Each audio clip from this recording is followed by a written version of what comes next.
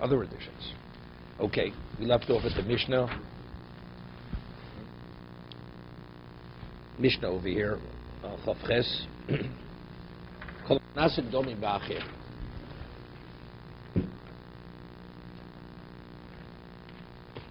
Something which is used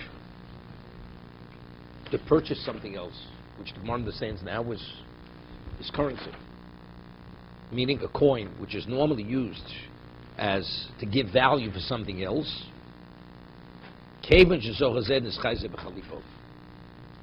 Normally, when you purchase something, you use currency, use a coin.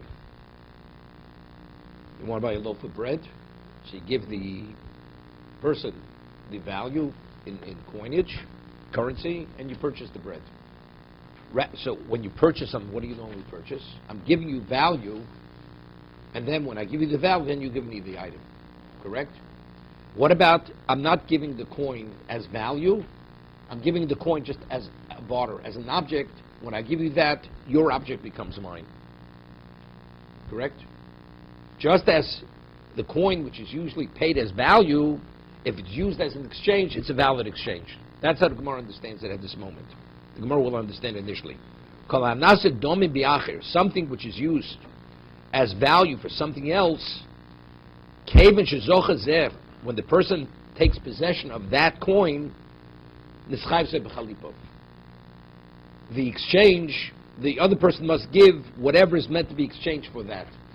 The item, Nischayv, means he has liability for the item that was exchanged for the coin. The moment you own something, the Gemara says we have different custodians. What shomer has the greatest level of liability? A shoel. What? A borrower.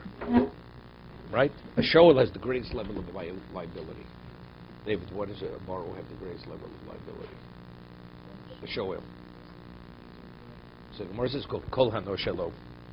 I mean, he has all the benefits of an owner. It doesn't cost him anything. Right? Person who pays for something, you rent something. So the reason why I have the rights, the usage rights, I'm paying for them. So therefore, you have a limited liability. But a man who borrows, right, he's a borrower, he has all the benefits of an owner without any cost factor. So that's called kol hano shelo. So he's similar to an owner without any investment, without any capital investment. Because of that, he has full liability. When he takes possession of that item, now you're fully liable regardless of what happens. Even if an onus should happen. The item is struck by lightning. It's unrelated to your misuse of it. Right? You didn't use the item. You have full liability. Why? What happens if you own something and it's struck by lightning as an owner? You take the loss. So you as a borrower who have the rights of an owner, without the cost factor, you have the full liability of an owner. That's kol hano shelo. That's the concept. A renter had not, because he's paying. So what he has a level of liability. What is that? It's a question. It's a question whether he's yeshom b'chinam or yeshom b'socher. See, the Torah does not speak specifically about a renter. It speaks about a paid custodian. The Torah doesn't speak about a renter. Since a machlokes tanoim, since you're paying, are you like a yeshom b'chinam? You're only liable if it's total neglect, meaning you act irresponsibly, or you're like a shom socher, yechai b'gnei v'aveda. If it's stolen or it's lost, which means you should have taken extra care. If it's gratis, then it's only if you're totally negligent. If the shomer is negligent, he doesn't lock the door, leaves the door open, and the object is stolen.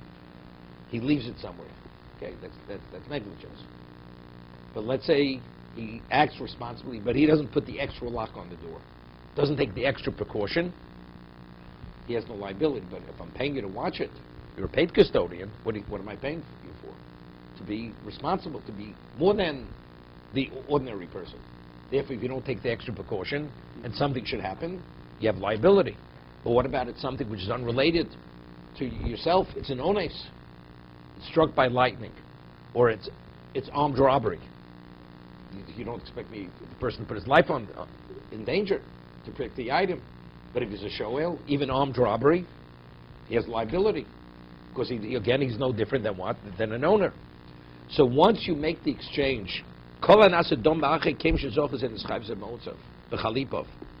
The moment you use that coin to make the exchange to barter, although the acquirer, the purchaser, did not take physical possession, he immediately has all liability. So if something should happen to that item, although it's in the domain of the seller or the gifter, whatever it may be, the purchaser has full liability. The chayiv zeh b'chalipov.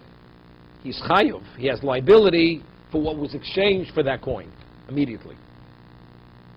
So it puts him in a precarious position, right? I mean, this is exactly as the Gemara will explain in Amid Beis. What? The purchaser. Yeah, because he doesn't have the item yet. He doesn't have the item, but yet he already has full liability, right? But factually, it's his. Yeah, it's his. So of course, why shouldn't he have the liability?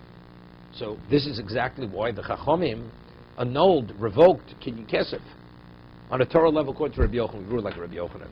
I pay for something, and I didn't yet take possession of it. And the item is in a warehouse. And I paid the seller. The moment you pay the seller, that item is yours on the Torah level. But now, it's the warehouse of the seller. If something should happen now, fire should break out. Why should the seller bother himself to try to save the item? He has no incentive. It's not his. Therefore, so what would actually incentivize the seller? If the transfer doesn't take place till the buyer takes physical possession. Meaning they revoked the acquisition of kesef. It's ineffective till he takes possession of it. So if it should burn or be destroyed, who takes the loss? The seller. So of course he's going to do what he has to do to protect it.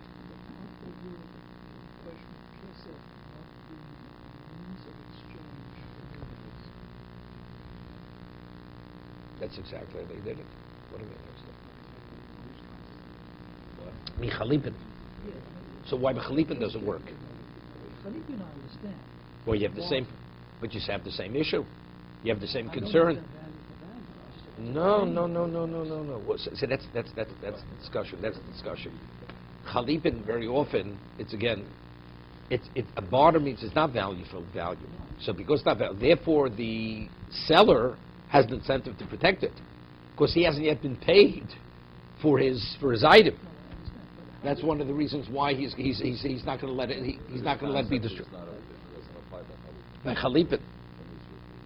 Right, exactly. Why not? We said that yesterday. No. So one of the reasons given is, the Tosas says in Bava Metzia, that if a barter means, we're not speaking about equal value. I give you a handkerchief, a pen, and when I give you my pen, you transfer your item to me.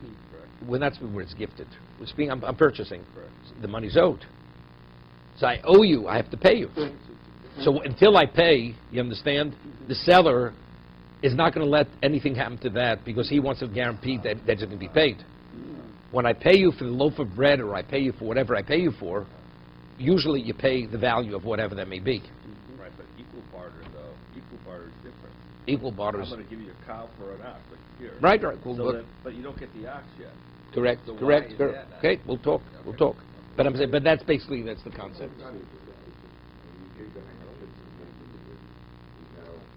So that means the balance is owed. It's owed.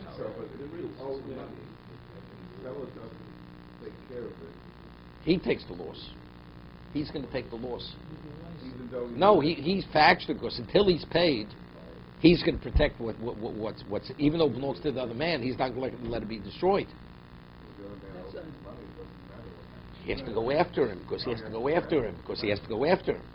Right? If I have my eye, the debt stands. The debt stands. Vidoraisa, the item is the purchases immediately. Correct. When something should happen to it, it's not the seller's problem. Correct. So the Chazal created a protection For the buyer. for the buyer.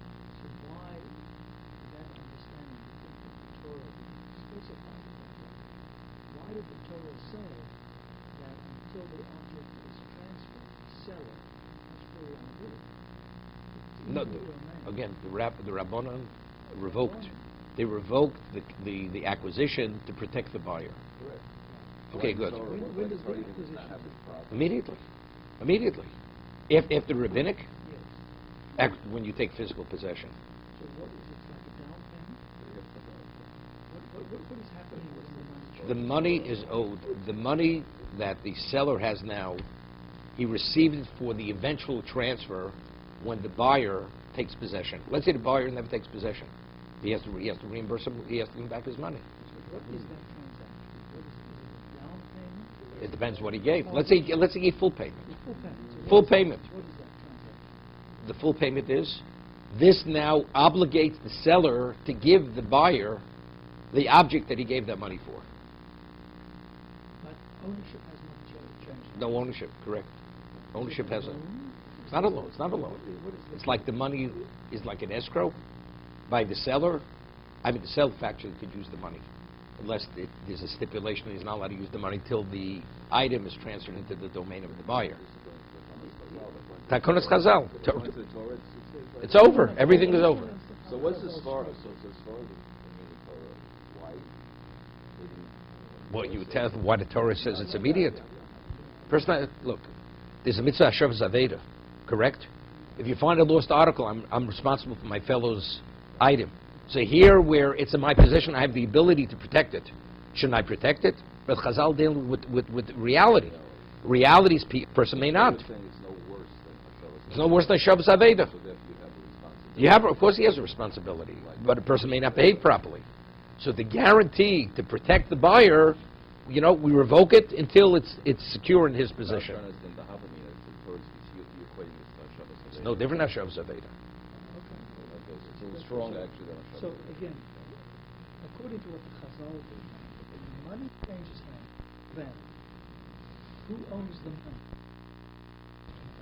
You're asking, is the seller permitted to use the money before the buyer takes possession? Is that what you're asking me? I'm more simple. Who owns the money? That's the question you're asking me. If he could use it, that means it's the seller's.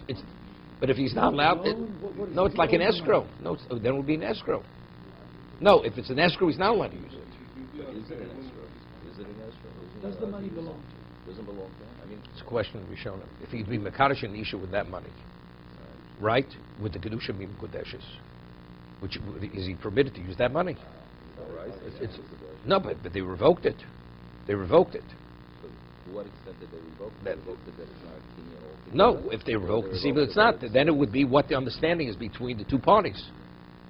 Does the buyer allow now? Now, factually, the item is not mine till I take possession. That means the money you have is my money. So if he uses the money and afterwards something should happen to the item, how do I get my money back? So would the buyer want the seller to use the money? Because factually, if something should happen, he's going to have a problem getting his money back. Right? See if it's a negligible amount, you say, well, he really doesn't care. But if it's something which is substantial amount of money, what should be if something should happen to the item? So now I have to go after my money if the man used the money. What the buyer would mind? I mean, there's no question the buyer would mind. The question is, what is the... No, it's based on what the mindset of the person is. If I give you money and I say, I don't want you to use the money till I take possession, if the Chazal never got involved, what's the halacha?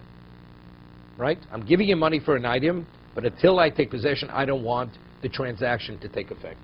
He has a right to say that. So that's the same thing. Escrow means it's reserved, it's protected The deal is done. until the deal is done.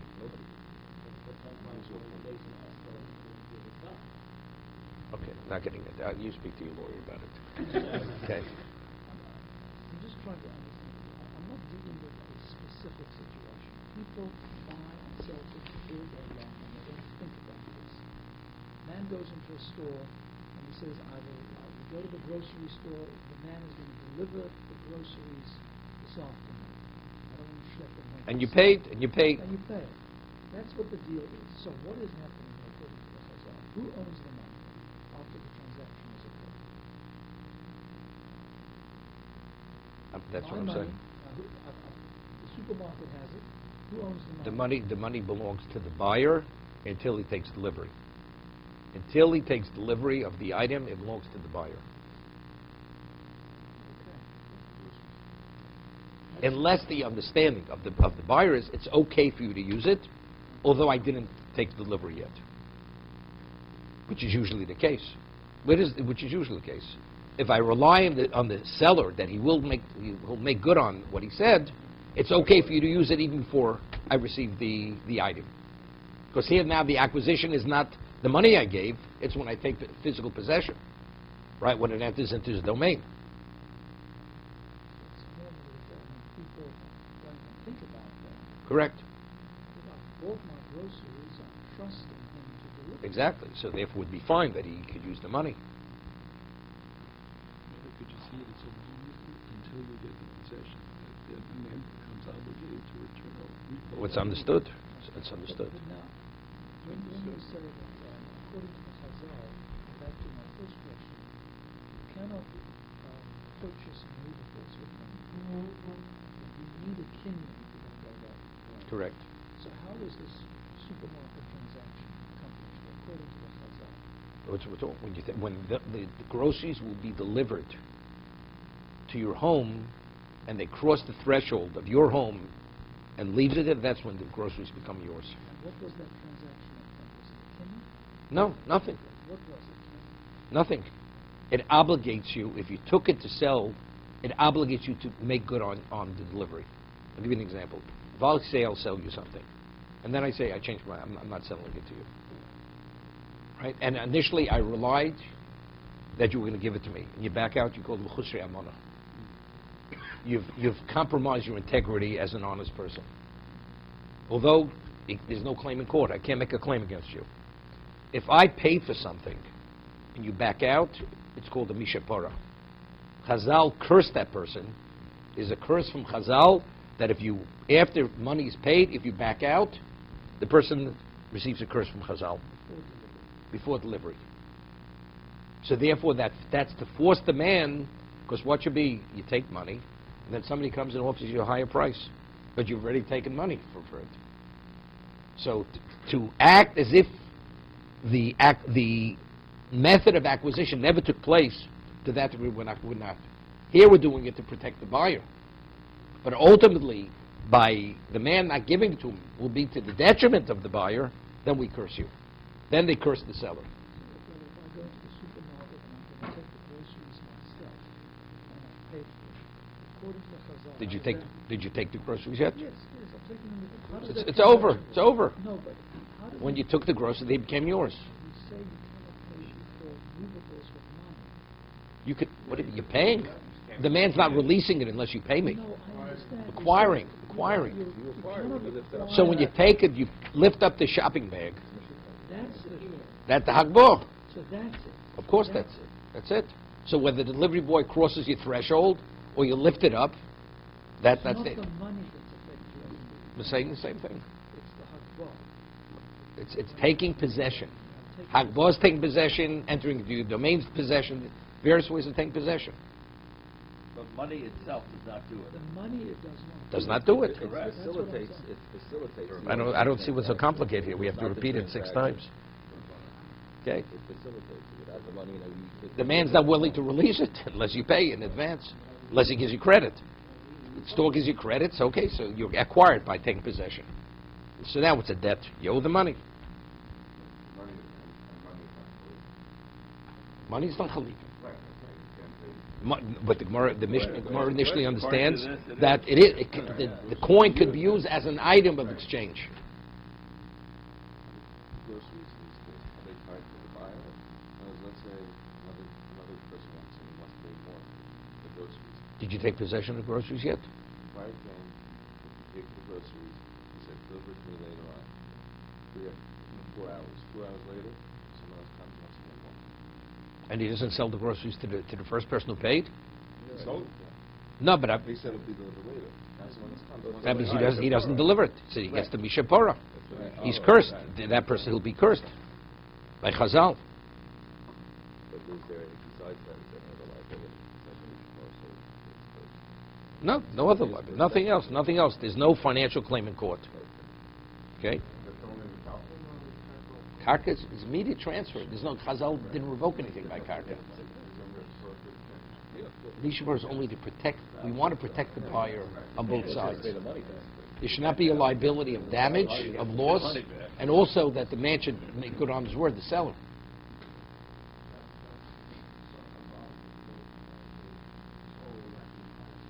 correct?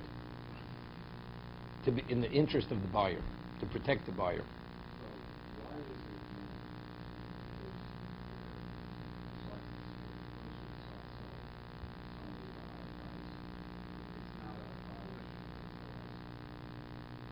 He's not stealing because the item was never transferred. What's the doraisa? He's not stealing. The transaction is revoked immediately. Is revoked. They revoke the transaction. Giving money, chazal. Once it's revoked, it's revoked. No. Chachamim were empowered with a power called hefker bezin hefker. They could actually annul any area which has to do with financial areas. They could actually condemn property, as if the property is not your property. You could only transfer something if you're the owner. They said, in regard to this, you don't have the power of transfer. That's how they revoke it. The effect of the transfer is not effective. So who does it remain? It remains the sellers. Until...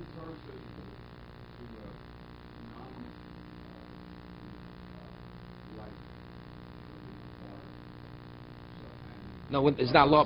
There's not barter. No. This is a cash transaction. I'm paying value. No, down payment is something else. No, down payment is money too. The items are worth so much. Here's $1 towards as purchase. The balance to be paid. That's payment. That's kinyan kesef. That's not barter. The same thing. Chazal revoke that. That too. Whether you pay full payment, partial payment, they revoke it. Again, because to protect the buyer. Before he takes delivery.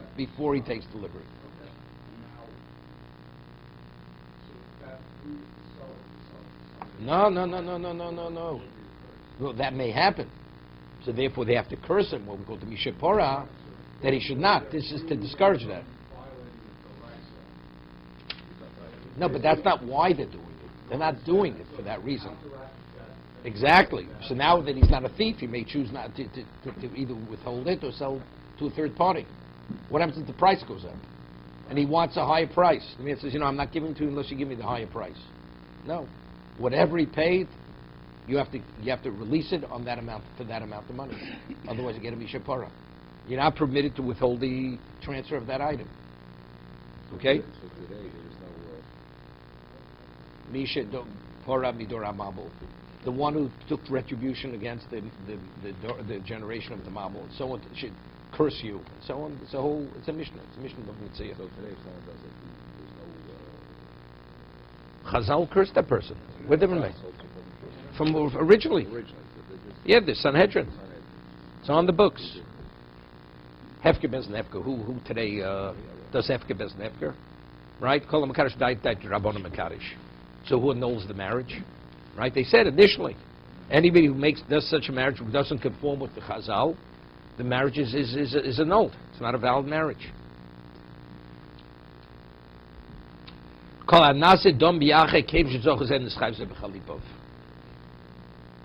So the moment something which is normal currency which is used as purchase, when he takes possession, the seller takes possession, the buyer has liability for the exchange, what it was exchanged for. That's nischayiv.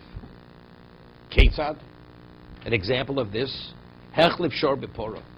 Person exchanges, barters an ox for a cow, or chamor b'shor, or a donkey for an ox. When he takes possession of one, the other one is liability for the other. If the cow should die. That's the example we're giving. I mean, it's contradictory. I mean, if we're speaking about the coin, what are we giving the example of an animal? Say a person gave a coin for an animal. That's what the mission should say. We're saying a coin could be used for the barter. It should say, what is an example of this? A person gives a coin for a cow. Right? It doesn't say that. It's a cow for a donkey or a cow for an ox. Yeah, but why two examples to add? Wait, the Gemara's going to ask the question. Right? That's going to be a question. What's the ketzad? An example of this. It's not an example of this. It's something other.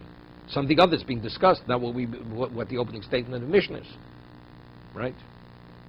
Ernie, you learned this Gemara a little bit. Okay. Which means the subconscious and the conscious. Okay. Chalipin Mainiu. What is the exchange? When it says, what is Chalipin Mainiu? Matbeya. So you see that Chalipin from the barter, one is able to use a coin. Because it says, Kol Nase Domi Be'acher. Shmami Mono. So we're able to draw from the Mishnah, Matbeya Nas Chalipin, that a coin can be used as the exchange, as the means of bartering. Now, the pasuk which is written in Rus, which we draw from there, Kinyan Chalipin, it says, V'sholaf ishes na'alo. He removed his nal. Whether nal means a shoe, or nal means a glove. Right? It's a question what nal means. But it's considered a kli. It's something which has a capacity, a function. But if you tell me a coin is not a kli. So you say, well, but the pasuk says nal, it's not specifically that. They happen to be used. What did Boaz, how did he acquire the right to all the rights of levirate marriage and the estate of so on and so forth?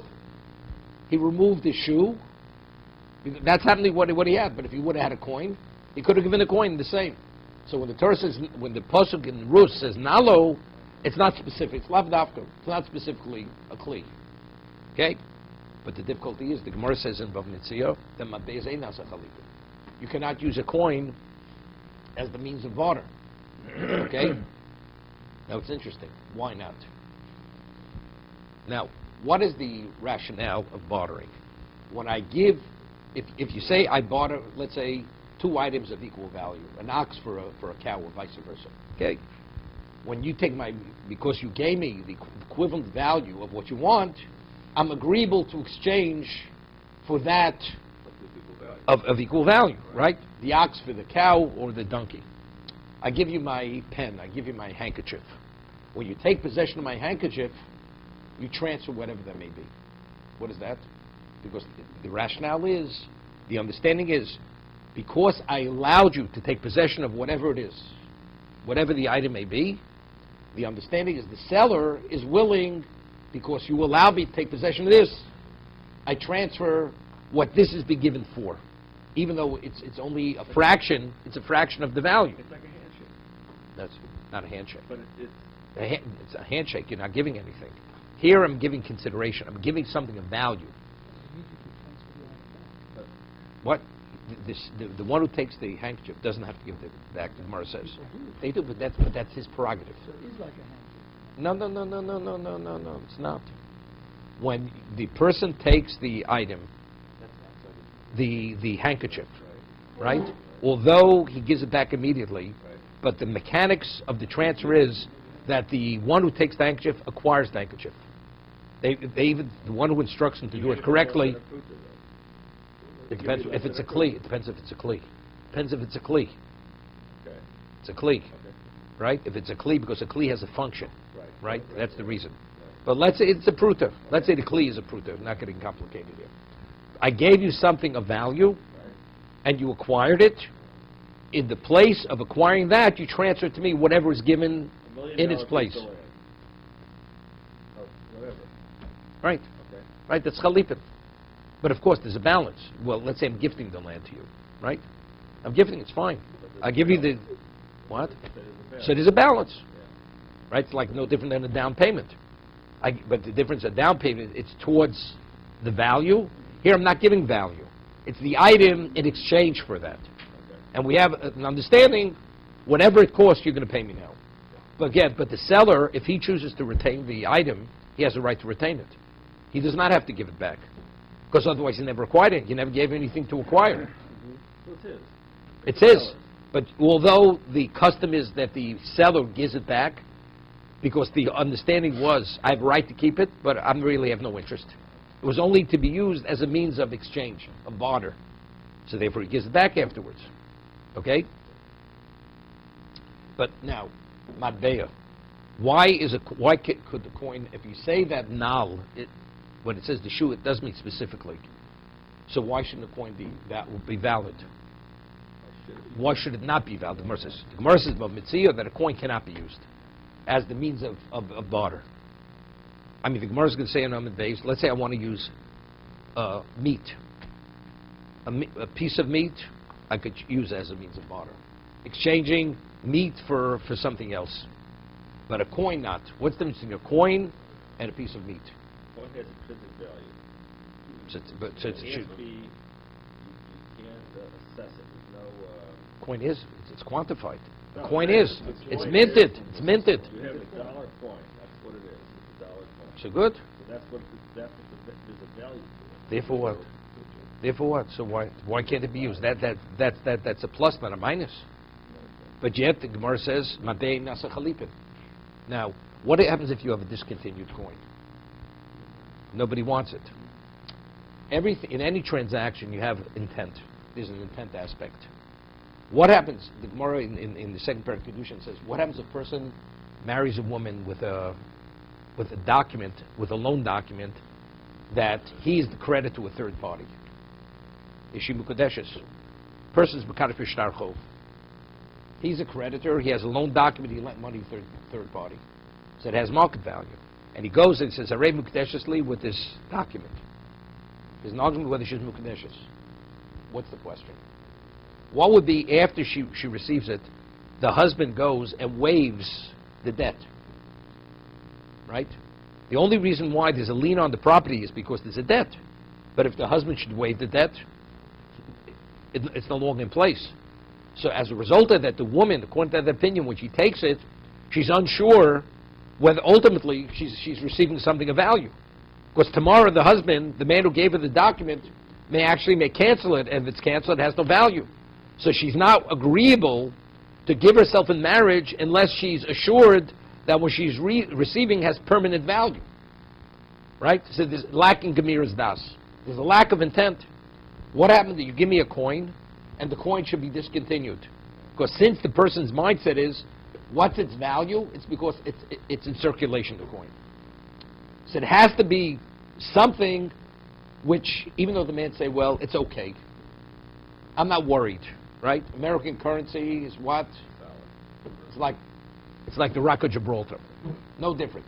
Not worried. It's not going to be discontinued. Doesn't make a difference. If you're of the opinion, Madea, Ein Nasa Chalipin, it's not. It's the way it was legislated. It has to be something that has a intrinsic in itself. It's not something which could be nullified as a result of being discontinued. No, that doesn't make a difference. Doesn't make a difference. But people won't take it. A discontinued coin, then it has to be evaluated what its intrinsic value is. No, but again, when I speak about a piece of meat is a piece of meat. So immediately, it's the pound, the half a pound, whatever its weight is. That's its value. But that's not the way. When you look at a minted coin, that's not the way it's perceived, because it's an ounce. Its value is a shekel. It's a selah. That's what it is. It happens to be its weight is that, but it's because of the exactly. That's the reason. You don't look at it as a piece of bullion. It's not bullion.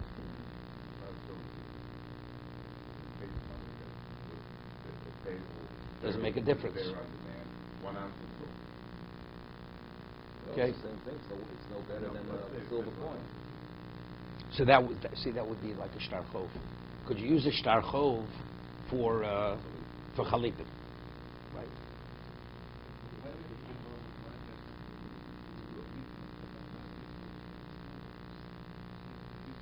No. There's nothing to do with it. It has to be because it's a kli. It's because it's a kli. No. Because it is what it is. A vessel is a vessel. A needle is a needle. An apple is an apple. A coin is only a coin because it circulates. The moment it's discontinued, it doesn't circulate as a coin. Okay. Amr Rav Yehuda Hochi Komer. No, if you hold Peris Nasa Chalipim, if you use a piece of meat, yeah.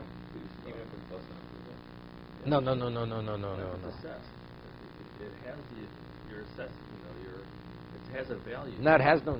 Straw has no. No. A kli, the way it's explained, a needle, even though in its value, monetary, it's worth, but it has a function. It has a chashivus. Right. It has a value. What's one straw? It has no value whatsoever. You can't feed an animal with one straw. It's nothing. Tough, yeah. It has to have some intrinsic value. It has no. That's no value in anything. Even if it's less than the fruit, it still has value. It has to have a value. It has to have a function. A function, right? Right.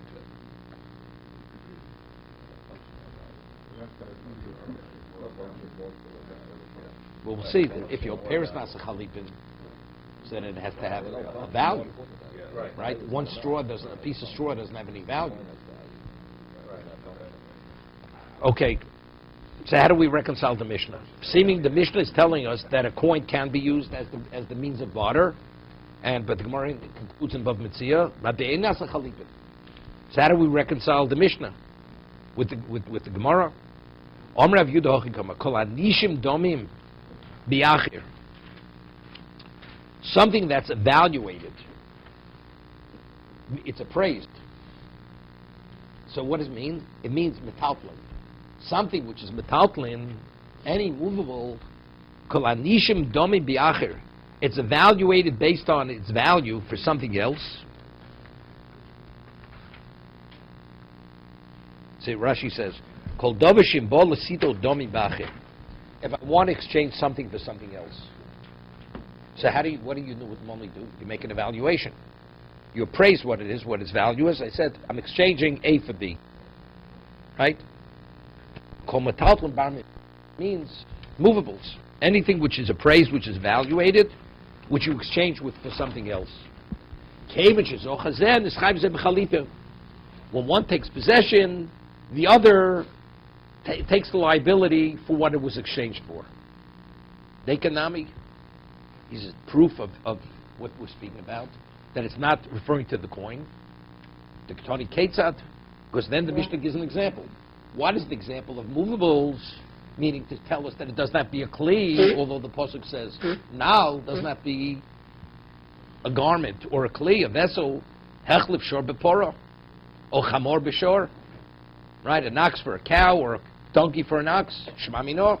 So it's a conclusive proof that from the ketzad that the opening statement doesn't mean the coin, but it means metaltlin. And an example of that would be one species of animal for another species of animal. But why two of those? Why two examples of that? No, we're not giving two examples. Yes, sure. We're talking generically. Oh, that's not a question. It's not a question. Giving variations of what it is. Why not say produce for cow? Same thing. Same thing. Same thing. Yeah, that's Same what I'm thing. saying. He could have eliminated it. Right. Nothing would have changed. Nothing would have changed. Same Then thing. why is it You here? usually ask the question, why two examples? No, that's not. Not You that. do. I mean, the Gemara often says, because these examples come to teach us two different things.